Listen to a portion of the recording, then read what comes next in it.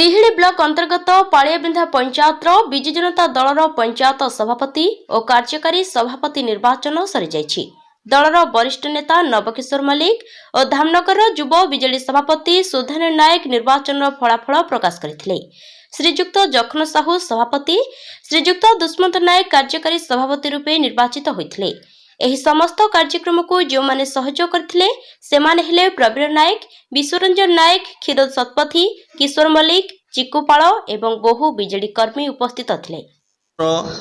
बिजु जनता दलर नेता श्रीजुक्त भरत कुमार साहू जे कि पूर्वरु से बिजु जनता दलर सभापति दायित्व तोलैथिले।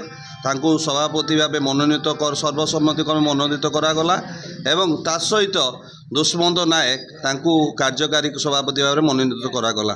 तेणु धामनगर निर्वाचन मंडली युव सभापति रूपे मु तांकु आंतरिक शुभेच्छा अभिनंदन ज्ञापन करुछि। बाबू आपको गोटे प्रश्न पचारि आपन जो निष्पत्ति नेले या द्वारा कोन बिजु जनता दल दृढ़ीभूत हो पारिबो धामनगर एटा तो मु तो निष्पत्ति नहीं बिजु जनता दलर वरिष्ठ नेतृत्व पालियाबिंधा ग्राम पंचायत समस्त सर्वसम्मति क्रमे एटा निष्पत्ति ग्रहण करागला।